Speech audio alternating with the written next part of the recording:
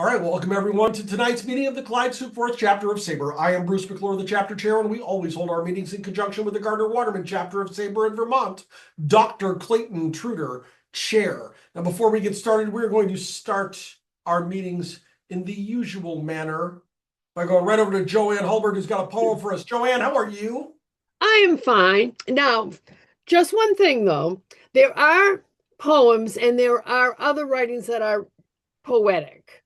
Okay, now I looked through my copious files, 170 pages of parodies and also 170 pages of just players general and all this. And I found a couple of very short paragraphs that are very poetic because I was looking for catchers, which, if anybody has read Peter Morris's book, if you haven't, you got to read it because it's one of the best baseball books about anything. So anyway, here's two short little paragraphs having to do with catchers. These were written in 1907. First one by Hugh Keogh out of the Chicago Daily Tribune. The second one is straight out of the Omaha World Herald of 1909. But the first one, 1907. Kansas is living up to its reputation for being eccentric.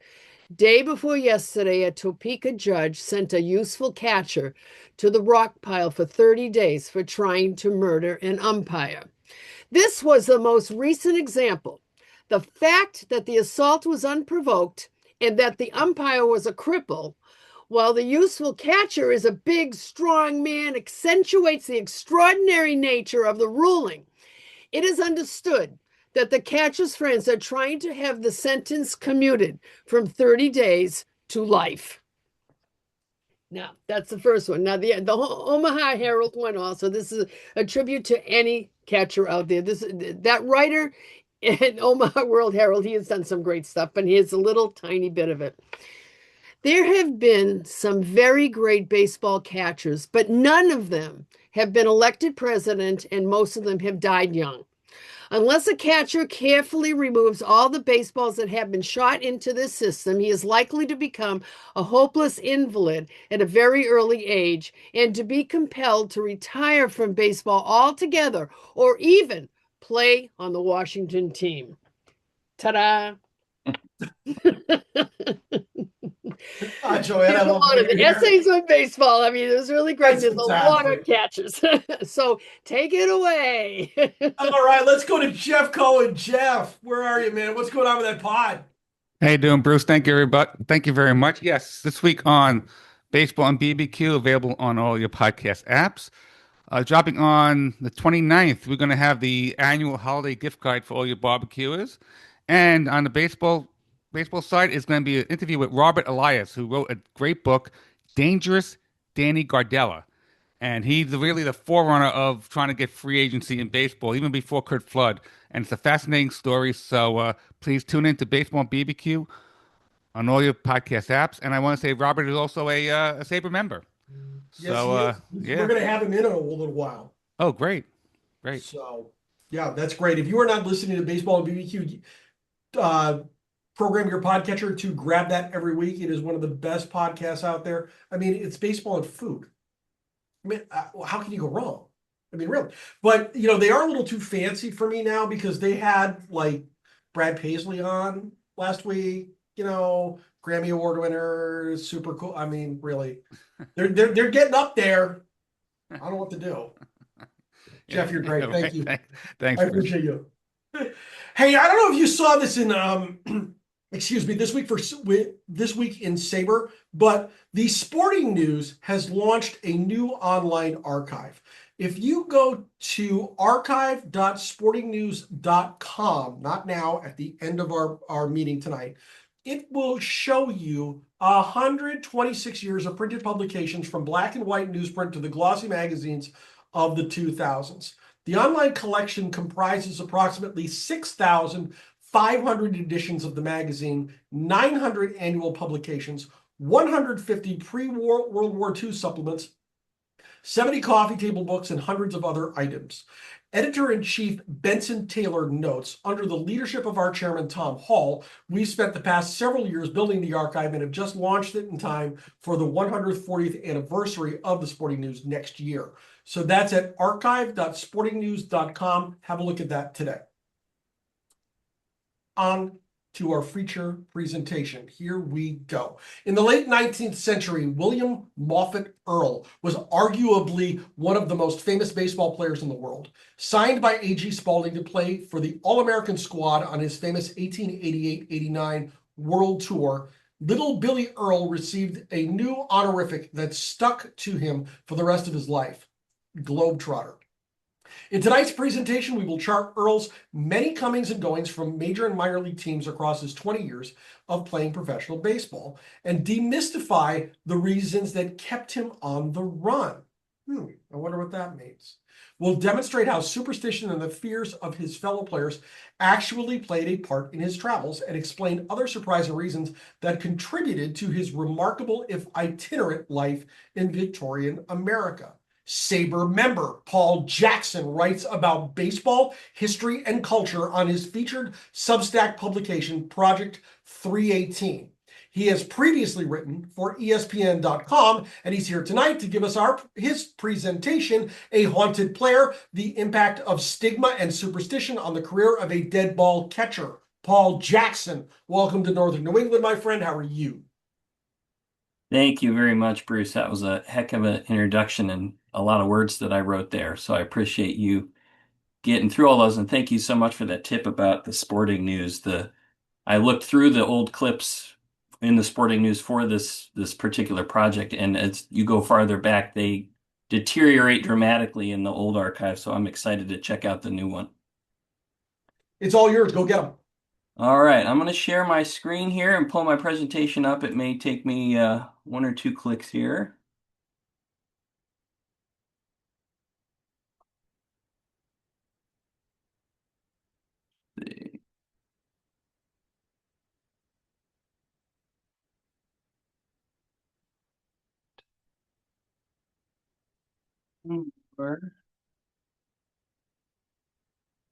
Recording bars right over the thing I want here.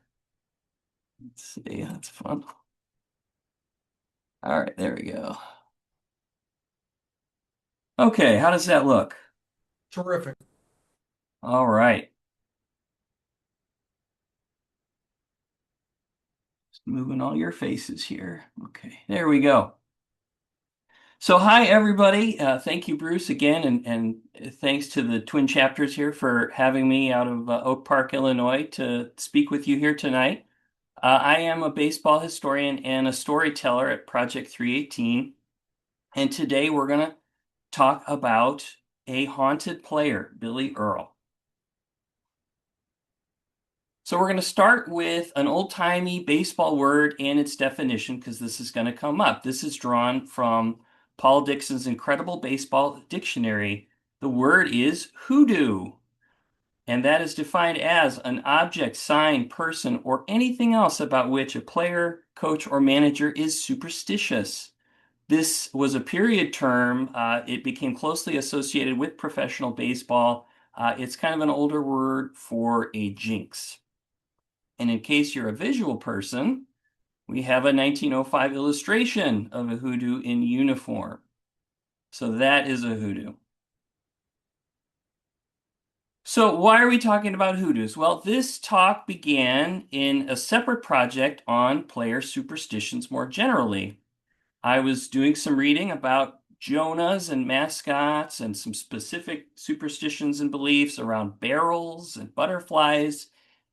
And in one particular inventory of these things, I was really surprised to find a person listed very prominently. And this was the passage here that caught me. In 1906, the Chicago Daily Tribune is saying that there was actually a ball player who was driven out of business and almost to death by superstition. And it ends, no one seems to know how this happened or ever did, but Billy Earle became known as a hoodoo. And that really piqued my interest. So here are the vital statistics on Earle, and including the proof that I am pronouncing his name correctly.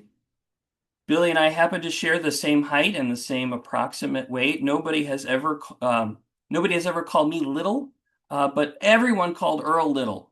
They also said he was powerfully built. He had big arms and shoulders. Nobody has said any of those things about me either. But what we have here is a scrappy Victorian spark plug of a catcher. Now, to get acquainted with Earle, the first thing I wanted to do was to get a handle on his career overall, to make sure I knew where I was going to need to look as I tried to find the creepy stuff. So I thought, no problem, I'll get a little list together. Well, this is Billy Earle's career. He was a baseball lifer. You don't need to follow any of this. I will say that the major league teams that Earle played for are those listed in red. But this is a one-slide encapsulation of Earle's 20 years as a player. There are 32 different stints or engagements, as they were called at the time. There's also a big red X, and that's something we're going to circle back to. But let's start a whirlwind tour through Earle's life, and let's go right to his best moment, which happens 2 years into his career. He spends those first 2 years playing for minor league teams exclusively. In 1888, he continues to be with a minor league team. But in October of 1888, in just 48 hours, he is signed by the Cincinnati Reds to play in the majors. And he is selected for another arguably more amazing once-in-a-lifetime opportunity. In Minnesota, he's crossing paths with Spalding's baseball tour, which was the brainchild of the owner of the Chicago White Stockings, now the Cubs, Albert Goodwill Spalding. On October 23rd, Earle has just signed. His minor league team in Minnesota is slated to play an exhibition series against the touring White Stockings. The White Stockings are headed west to catch a boat along with the rest of the players that are going to be going on this trip, and they're playing their way to the coast. And so Earle impresses during these games, and Spalding is actually short a catcher. And he asks Earle if he'd like to join them now that he is a bona fide major leaguer. And he says yes. So the tour that Earle is about to participate in is originally billed as an Australia and New Zealand tour, but it gets bigger and bigger as it starts off. Eventually, there will be stops in India and Africa and Europe. There are the White Stockings as one of the teams participating, and the other team is a composite team, the All-Americas, made up of a bunch of different players from a bunch of different teams in the National League. And so the idea here is to showcase the American national game, which is still a novelty, certainly outside of the United States.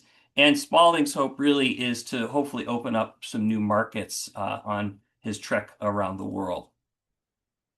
You know, the iconography of this tour was really meant to show that America's still a very youthful nation, but its cultural contributions were starting to gain against those by the rest of the world. And you know, that was kind of a stretch, kind of a leap for the time, right? But America is trying to show that it's relevant, and one of its major outputs is the game of baseball.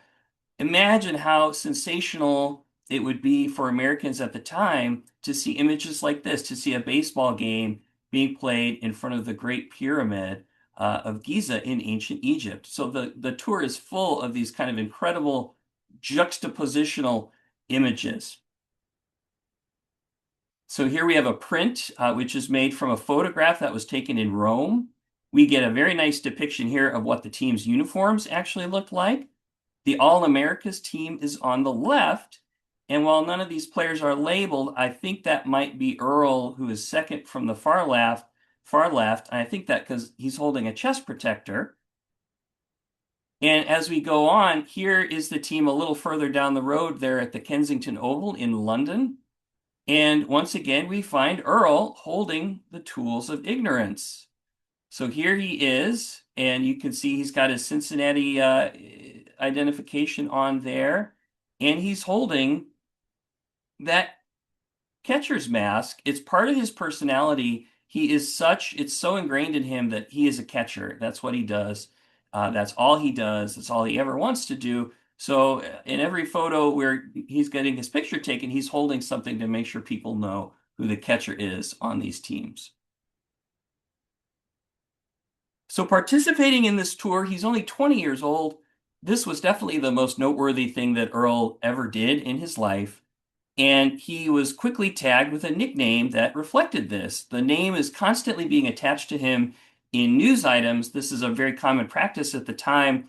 It's a marker to help readers keep track of who he was and why news about him might be of interest as his life and career went on, because this was one of these original Spalding tourists. So he was tagged as the Little Globetrotter.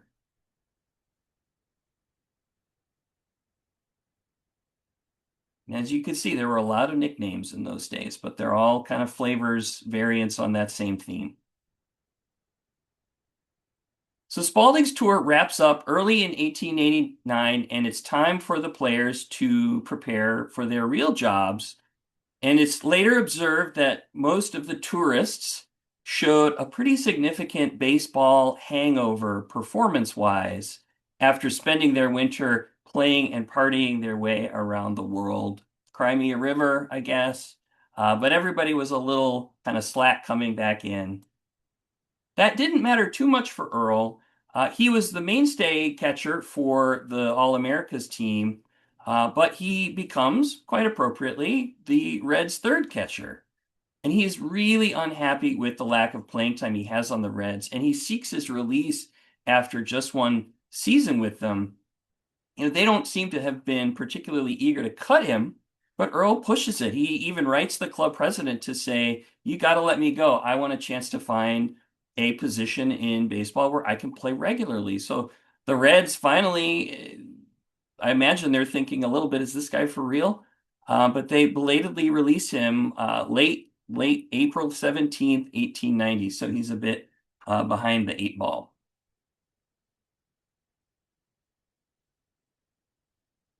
So he signs with another major league club, the St. Louis Browns, but he quickly jumps that club over a salary dispute. So there's a little bit of a hard to work with reputation that's starting to form at a pretty early time in his career. He eventually catches on in Tacoma, Washington. He's playing with a Class B minor league team. They don't seem to have a nickname. They're just the Tacomas.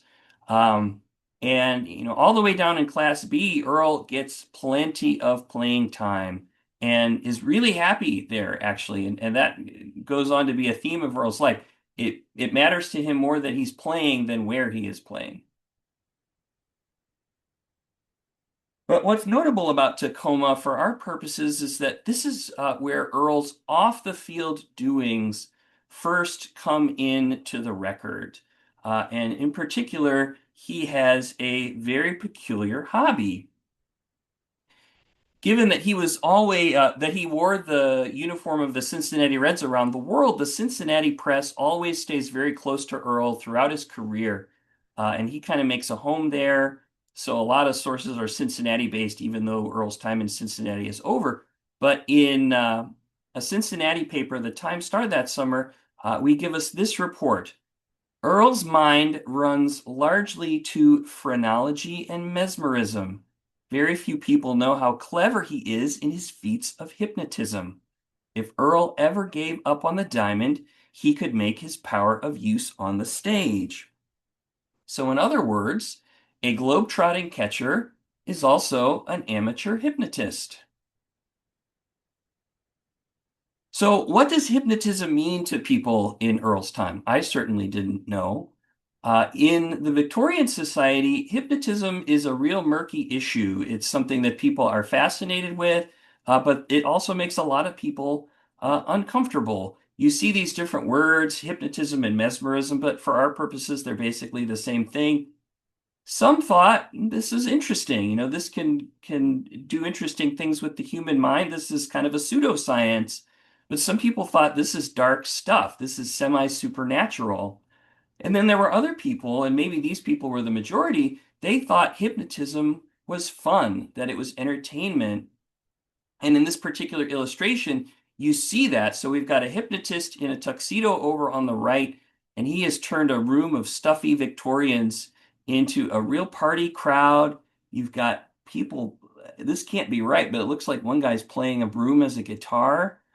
You've got a constable accosting a man with a large sausage. So this is the kind of goofiness that can come with parlor hypnotism. And Billy Earle apparently did this kind of stuff a lot. He would put people under and make them do silly stuff. And at this period in his career, the press would frequently give detailed, exhaustive reports of the kind of stuff that he would make his fellow players do on that Tacoma team. And the players were reported to be pretty amused and not all that terrified by it. So at this point, Earle is talking openly himself and publicly about his quote unquote hypnotic ways. He even humble brags about his abilities. He seems to kind of gravitate between doing these parlor tricks, but also thinking that this could be a significant occupation for him in a future post-baseball context. He says repeatedly that he might go into business and use hypnotism to help people with significant problems, notably to cure the opium habit and other nervous diseases. So initially, all of this coverage is lighthearted, but it also really sticks to Earle. It kind of adds on as a tail to his earlier reputation as a catcher and as a globetrotter. And so you see the way that people talk about him begin to shift, and so does that suite of nicknames that he had earlier on. The nicknames are coming increasingly to reflect this part of his reputation. So now we're going to skip ahead. We're skipping 7 clubs and 3 years to 1894. This is the first year that Earle will say that his reputation as a hypnotist comes back to haunt him. He's 22 years old. He's signed by the Louisville Colonels, who are then a member of the National League. He had already been released by another club, Pittsburgh, earlier that spring. So once again, he's scrambling to catch on somewhere. He does catch on with Louisville again as catching depth. And he performs well. He hits very well, is as ever described as a hard-playing, hustling catcher. But again, because he is third in line, he's getting scant playing time, and he's abruptly released in July. And the abruptness of his release, especially when he's performing relatively well when he gets into the game, that makes this the first time we need to actually do a little hoodoo watch and see what's actually going on here. So in Louisville, his manager, a guy named Bill Barney, corroborates Earle's account that there are problems with the other players. He says that the other players are talking about Earle like he's a Jonah, like he's a bad luck figure. And the manager plans to reprimand these guys. So there's a real issue here. In July, it's pretty clear, though, that when Earle does actually get released, no matter what the scuttlebutt was, that he is getting released because he was injured. So it's a pretty plain old standard way reason why somebody would get released from a team, especially back then. Rosters are very small. Injured players are not kept on a roster with a team, especially if somebody can kind of come up and take that person's place. So Earle had not been with this club long enough to get any kind of benefit of the doubt when he got hurt, whatever that injury was. So he's off the team. So I don't find this particular account of supernatural influence very plausible. I only give it 2.5 hoodoos. So very soon after this release, he catches on again. Now he's catching on with Brooklyn. They are the Brooklyn Grooms in 1894. Once again, third on the depth chart. Again, hits well, but in very limited playing time. And he's released in September. And the stated reason is we got a lot of catchers. But several years later, Earle will say vividly that the reason that he was let go was because his teammates were afraid of him and the club didn't want to upset them any further.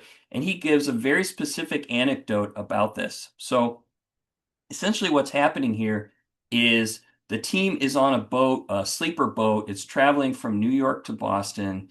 Earle is in a cabin. He is sharing that cabin with a teammate named Tom Burns. Burns is asleep in the lower bunk. Earle is still awake in the upper bunk. And at some point, Earle's foot kind of drops down and brushes against Tom Burns' face. And Burns, who is clearly aware of Earle's reputation, jumps up like he's been stung. He runs out of the room. screaming and yelling and finds the club president's stateroom and tells him that Earle was trying to hypnotize him somehow. And Earle says that subsequently, the next morning or in days thereafter, the president says, "Hey, we got to let you go. We can't have this kind of thing. Sorry." And it's a really compelling anecdote, and it gets repeated a lot. But what the problem with it is that Earle is the only real source for it. And you really would think that there would be a few more accounts from all the guys on this boat who heard the screaming. So I'm not inclined to give this one a lot of stock. I give it 1.5 hoodoos. So now we are in 1896. Earle is now in Dallas, Texas. He was on 5 different teams in this particular year. But in the incident we're talking about now, he's in Dallas, Texas, and he's the player manager of a minor league team, the Dallas Navigators. He's 28 years old. He increasingly gets into these managerial roles. He's a great leader, a really talented field marshal, and still kind of very impactful, especially on the offensive side of things. But still a great hustling catcher, and playing in the minor leagues, especially the lower minor leagues. He is, what's a third string catcher in the majors in Class C is a pretty talented guy, so he gets a lot of playing time. So usually he's pretty successful in these minor league player manager roles, but not this time. So we have to do another hoodoo watch. In 1897, he will say that when he was with Dallas, the player's foolish prejudice against hypnotism gave him no end of trouble, and he eventually has to give up in despair. And there is a faint rumor of interpersonal issues. This is a quote from a paper at the time. So somebody is reporting on these problems, but ultimately there's no real record of the detail of what was going on around this particular release from anyone who's not Earle. But I did find something. It's not supernatural, but it seems pretty relevant. It is a very serious injury that happens to him on June 4th, and it makes me think of that quote that we heard, the quote early on about the life of a catcher. So on June 4th, 1896, Earle was hit on the small of the back by a swiftly pitched ball. And it goes on to say that Earle falls to the ground apparently dead. Now he revives in a few minutes and incredibly refuses to go out of the game. He plays this game all the way through to the end. And that is typical of Earle. He was incredibly tough on a position that is extremely hard on the player's body, and progressively over his life, he is mangled and mangled and mangled in a way that's very consistent with a lot of those famous early catchers that played for 10, 15, 20 years. When those years were over, there was no pension for them, and they were in a major difficulty with regard to their health and their bodies. So Earle gets back up and finishes the game. But when he gets back to his hotel that night, this injury kind of reveals itself to be extremely serious. He is talking in the hotel lobby, and all of a sudden he falls to the ground in a state of waking kind of stasis. He's completely paralyzed. He could not move. He could only hear. He couldn't open his eyes. He was carried upstairs. He's up there for 6 hours in a state of paralysis. But we're getting this story. It's a couple weeks later, and he says, "Now I'm well. I can feel little pain where that ball hit me." So really seems like a miracle recovery from what was probably something today that would keep a player out for the rest of a season, trying to recover and repair whatever it was that happened to him. But he does recover, and so he gets back into harness, and he is doing little stints again in 1896 and 1897. But these stints are getting a little dodgier. He's never anywhere for more than a few weeks or months. And that's going to take us all the way to the big old X we have at 1898, because this is the 1 year in Earle's 20 years as a player where he never has a playing job on any roster in the majors or any level of the minors. So he has no work, and he lives to work. he kind of starts to fall apart a little bit. He does seem to acknowledge that maybe part of this is the reputational issue. So at one point he's like, I'm going to retire and be a hypnotist. Now he swears it off. He says, I don't do that anymore. I'm completely clear of that. But it kind of seems to be too late. He is broke. I found one report that he is selling knitted picture frames to make ends meet. He must have been a knitter. I don't know what a knitted picture frame looks like. It's getting erratic, and he pursues all different kinds of non-baseball jobs. He even signs up to enlist in the army right here in the middle of the Spanish-American War, but he doesn't actually appear to ever have gone to war to join the military. So I'm not sure what's up with that, but it's all of a piece for Earle at this moment in his life. He is a mess. But the mess really kind of culminates with this moment where he tells his newspaper buddies, hey, good news, I've been signed by the St. Louis Browns. And I'm going to go and meet up with the team. They're playing in Baltimore at the time. So the strange thing is, in fact, that he has not been signed by the St. Louis Browns. He has made the whole thing up. And when he gets to St. Louis, when he gets to Baltimore to join up with the team, he actually tries to kind of walk in and sit down like he's on the team. And so it's this baffling moment for the players who have to explain, we don't know what this guy is talking about. It's a pretty disturbing incident. And some of the players tell reporters that Earle at this point has the look of a haunted player. So still in 1898, this is a little bit later on, he is working out. He's got a tryout, kind of a pity tryout from the Reds. And a Reds player says, I felt sorry for the guy. He couldn't judge a fly ball. And he told me that his eyesight was going bad. He said that he couldn't see as well as he used to. And this is very specific coded language. It doesn't read to us today like it would have read to people back then. Because Earle sees this account, this anonymous report, he marches into the office of the Cincinnati Enquirer to say, hey, that is not true. That is false. I can see just fine, and I resent the implication here.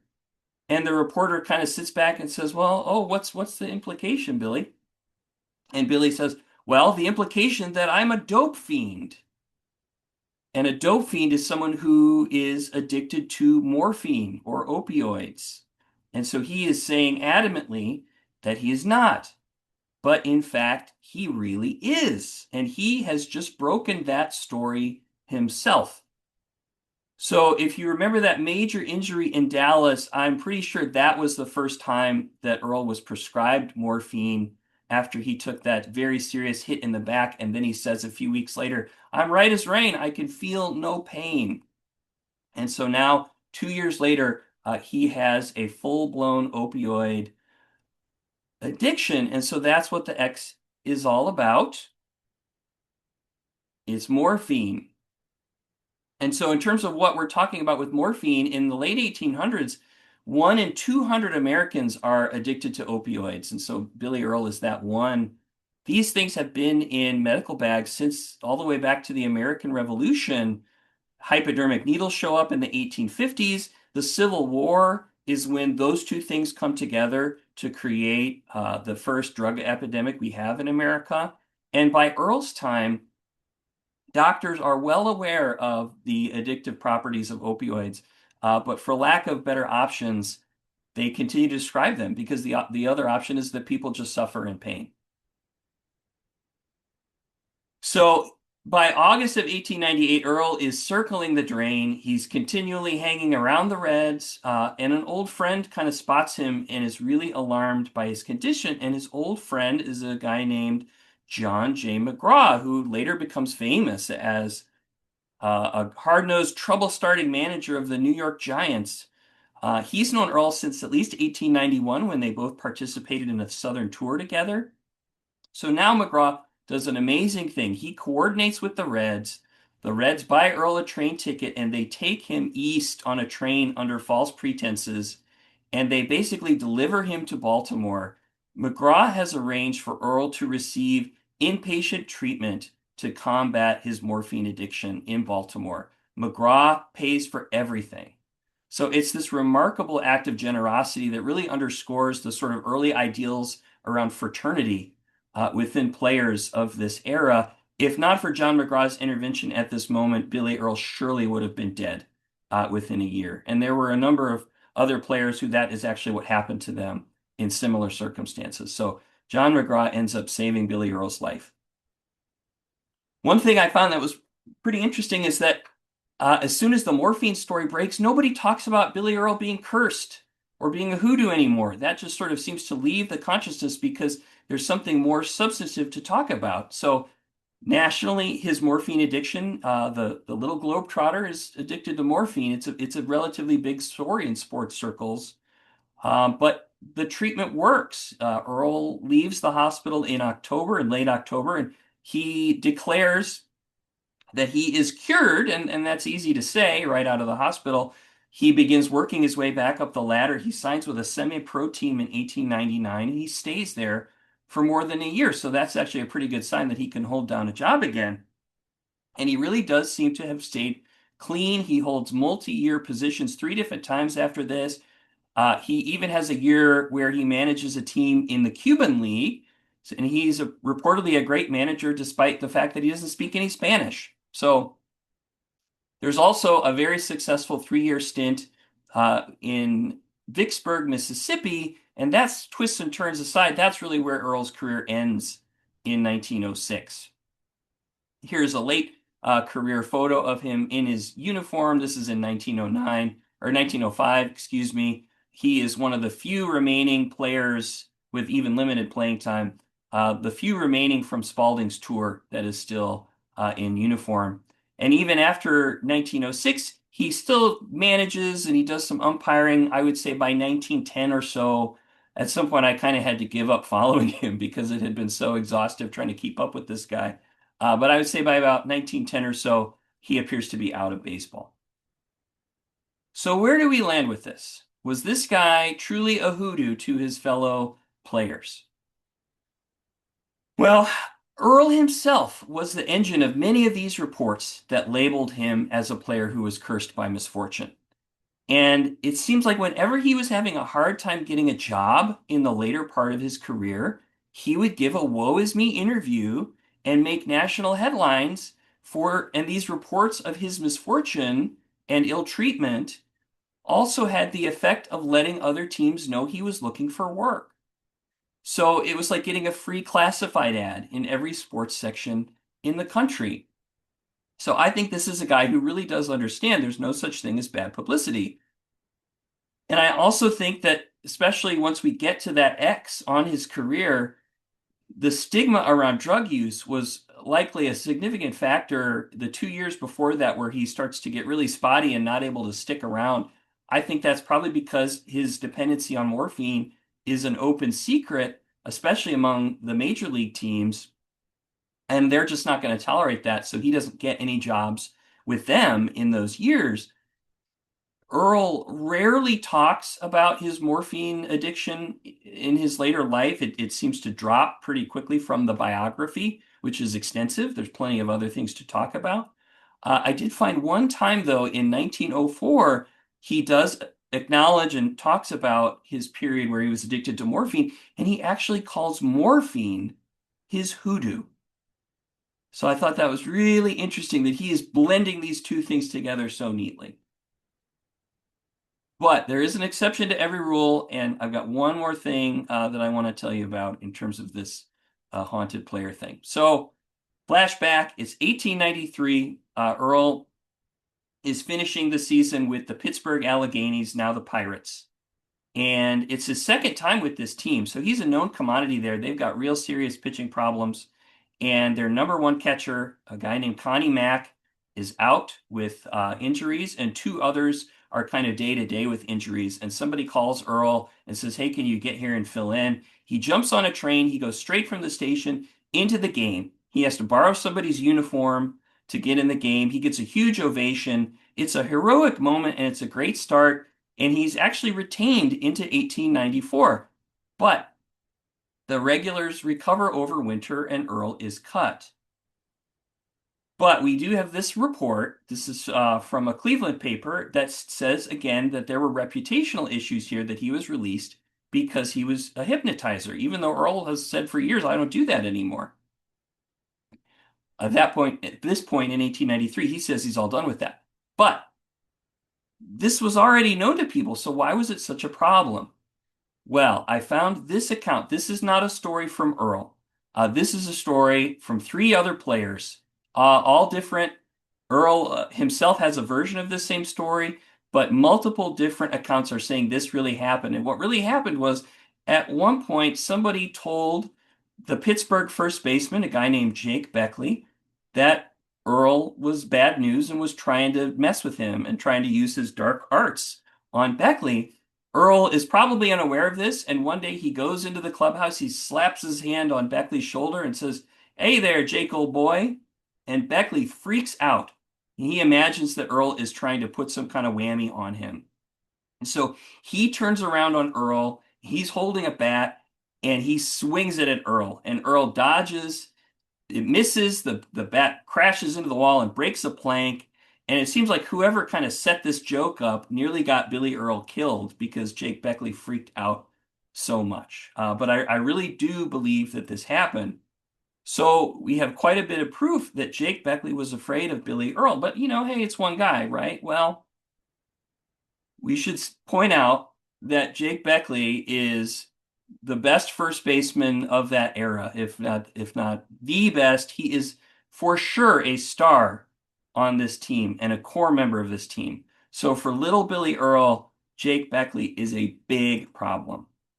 It's a situation where somebody has to go, either a fringe catcher or a star. And so the Pirates do what anybody else would do in that situation. And they say, hey, well, we're all good on catchers. Sorry, Billy. Take care. So I think even if Beckley is the only one on this team who felt this way about Earle, that kind of antagonism is probably enough to cause an Earle exit. So very plausible, in my opinion. I'm giving it 4.5 hoodoos on a scale of 5.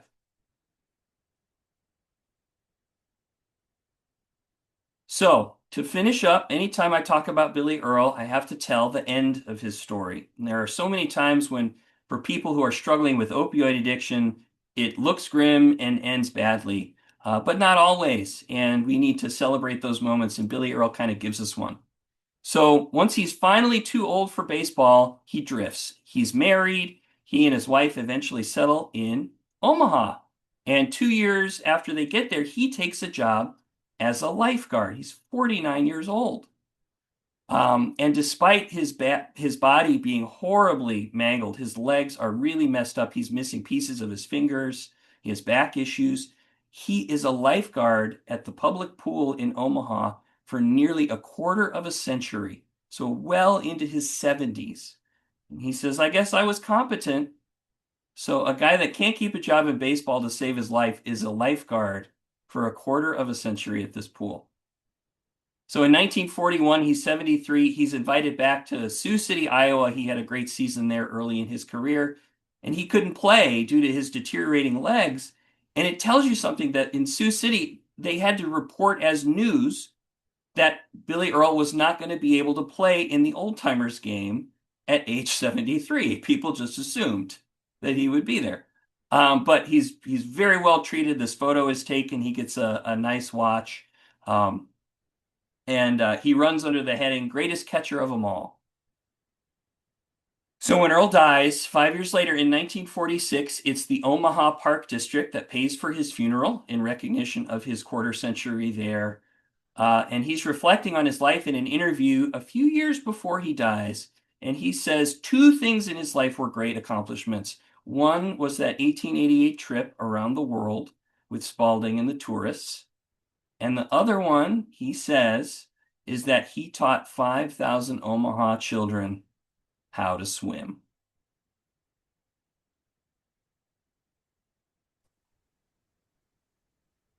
So thanks again, everybody, for having me. And thanks again, Bruce, for reaching out all the way back in April. If you enjoyed this, I think you'll love what I'm doing at Project 318, my newsletter, and I hope you'll check it out. I'd love to have some baseball expertise and my community there, and I do a podcast version too, Clear the Field, with another SABR member, Ted Walker. The podcast actually started when we were at the SABR convention in Dallas this past summer. So QR code here will take you to my Substack, and you can find the podcast anywhere. But that's it for me. Thank you so much. So we've had some stories here in Northern New England, but that's a story, man. How did it come up? How did you get interested in this guy to research him this deeply? This is really amazing stuff. So the reason it happened is I read that quote at the beginning, and then the first thing I do when I want to get to know a player is I go to their bio project page on the SABR website. And Billy Earle's bio project page was written by David Nemec, who is a prolific author and researcher. And David, in his account, really does a nice job of saying what a weird and crazy life this guy had. And David did not have all the pieces, right? But he had enough of the pieces to sort of say where there were missing parts. And I was really inspired by that. I did a story about it for the Substack publication first, but then I thought, research. I was going to do this research presentation proposal for SABR, and I thought, I'm going to get to the bottom of this because I'm sure nobody has gotten to the bottom of this. So I just dove in and had to learn a heck of a lot about 19th century baseball along the way. I didn't know there were going to be 32 different teams to have to kind of piece through. But it was really looking at that bio project and kind of being inspired to fill in the gaps. I tell you, this is something I'm gonna have to go back and watch this again when it goes up on YouTube this week. I know I missed stuff. There's a lot. There's a lot. Yeah. Hey, if you've got a question for our presenter, Paul Jackson, tonight, you know what to do. Go down to the bottom of the screen and hit the react button. You'll see another button marked raise hand. Raise your hand. We'll get you in line to ask questions of Paul Jackson. We got a couple already in line. First up, Alex Stace. How you doing, Alec? Cool presentation. One observation, two questions, quick questions. I feel like if he was going to be released, that's the time to break out the hypnosis, right? Like with someone you think someone's going to cut you, you would hypnotize the general manager or whatever. But it's just an idea. Two questions. Since you did all this research on this fellow who is fascinating, have you been sleeping well, or like what goes on? Like, are there nightmares? I feel like it's a little restless. I would be. So many stories I could tell you because there's an account of Earle at one point who terrifies a player because he wakes up in his sleep screaming. Earle might have had night terrors. So that was probably an issue with some of his teammates. When I did this presentation, I kind of did nothing else for a few weeks and got pretty into the whole Victorian world of it. But in terms of getting released and avoiding that with hypnosis, that was a very real concern that there are accounts of players having that concern. This presentation is probably a third of all the stuff I found, and you just can't use it all. But there were teams who were afraid that Earle was putting the whammy on them from across the field, and that was causing them to have these problems. So, I mean, it's very similar, the idea of, well, he's going to make sure I don't do anything bad to him. Well, he's going to cause me to pop out. It was amazing the level of minutia of people's concerns. If we did a movie, which we need to do, who would be him, do you think? Oh, that's a really good question. I have not given that much consideration. I'm open to suggestions. He has a little bit of a kind of Ron Howard kind of a countenance when Ron Howard was a young guy.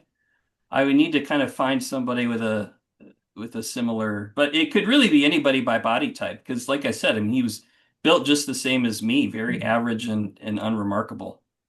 You know who's a really good actor is Jesse Plemons, I think. He's very cool. Yeah, I could see it. He would be cool.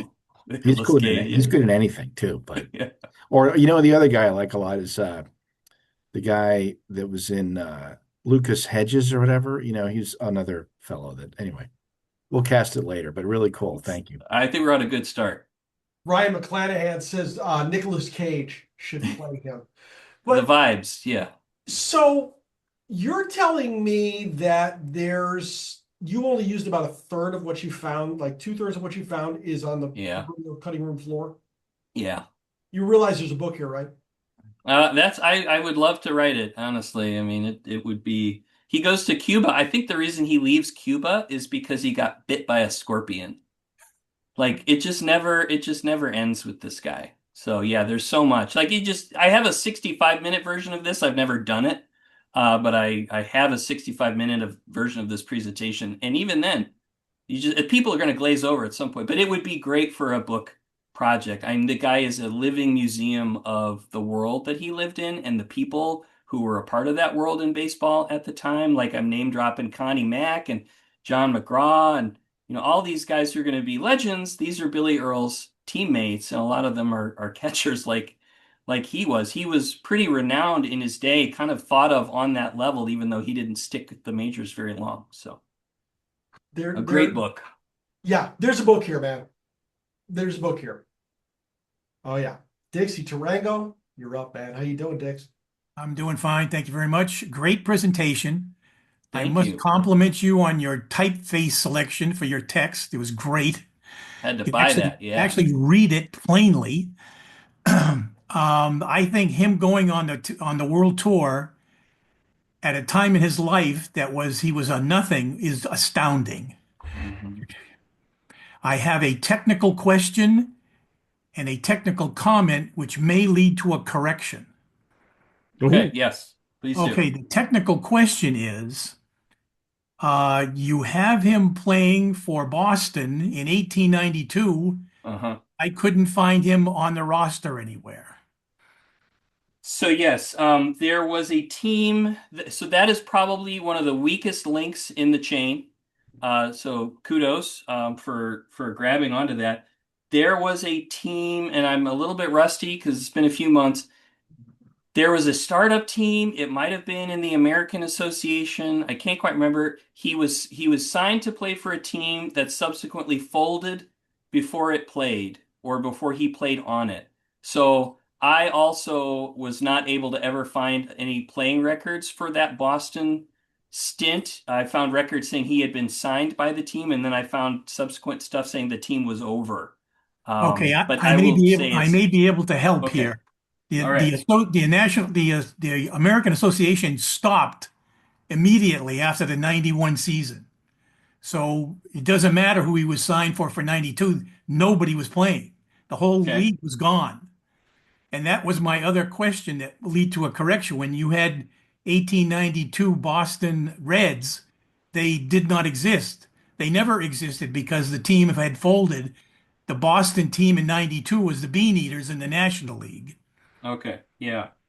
So That I really Boston struggled Reds were to not there. correctly frame this in that particular visual, right? It didn't, there are no good stories from that period. So I'm like, how do I show this? Because I spent some time thinking about this, honestly, and I'm sure you're an expert in this area and I'm not, but I'm like, how do I correctly encapsulate some of these the Boston stuff were the only times really that he never actually played. That made it a lot easier when he actually played, and you get some records in the baseball reference. But thank you. I took a few notes here on that. Yeah, the last out in 1891 was it for the American Association. There was no more. Interesting stuff.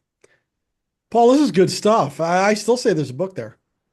I'd love to write it. I'm finishing a book right now, and if I'm able to do anything good with that, I think this is probably the next one. I think the older the old timeier the baseball, the kind of harder it is to kind of get people on board. But I think there's enough color here that you could really do something with it. What's the book you're finishing?